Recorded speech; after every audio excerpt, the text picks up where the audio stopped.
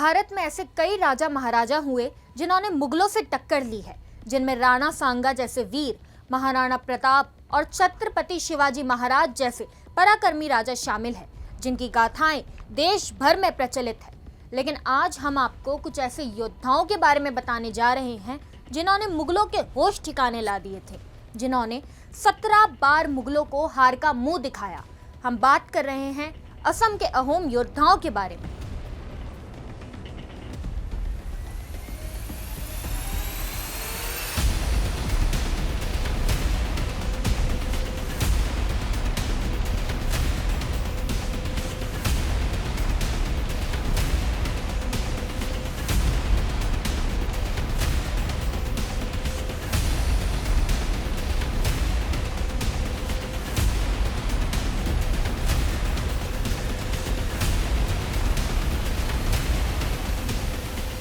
नमस्कार, मैं हिमांशी राजपूत और आप देख रहे हैं सुदर्शन इतिहास।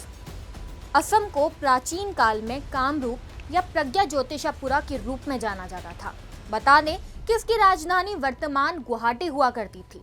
इस साम्राज्य के अंतर्गत असम की ब्रह्मपुत्रा वैली, रंगपुरा बंगाल का कूच बिहार और भूटान शामिल है। जैसे मुगलों को मराठों से बार बार पराजय मिली, इस साम्राज्य के अंतर्गत असम की ब्रह्मपुत्र वैली, रंगपुर बंगाल का कूच बिहार और भूटान शामिल है।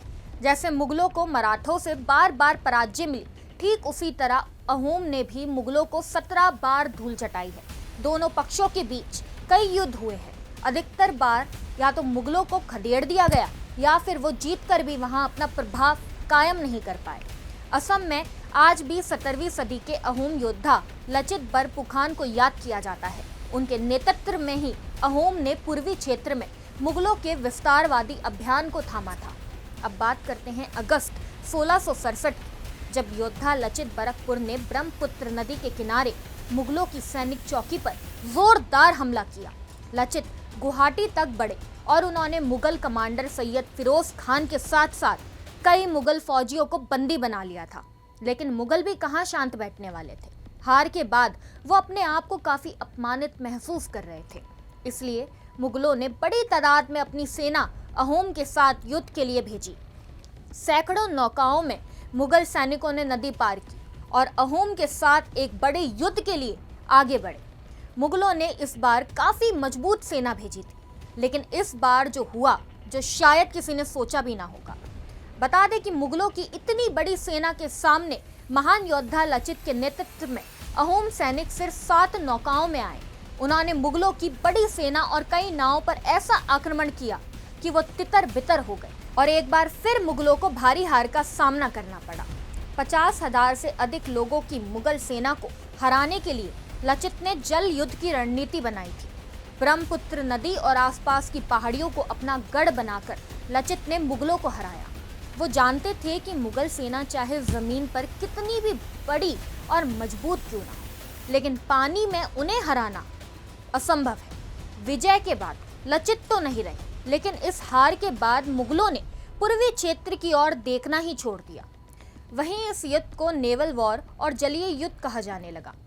लेकिन अब आपके मन में सवाल होगा कि आखिर मुगल असम को जीतना क्यों चाहते थे और मुगलों और अहोम योद्धाओं के बीच विवाद कहां से शुरू हुआ। तो इसे समझने के लिए समय में ज्यादा नहीं, थोड़ा सा पीछे जाना होगा। दरअसल मुगलों और अहोम के बीच इस संघर्ष की शुरुआत 50 साल पहले से हो गई थी।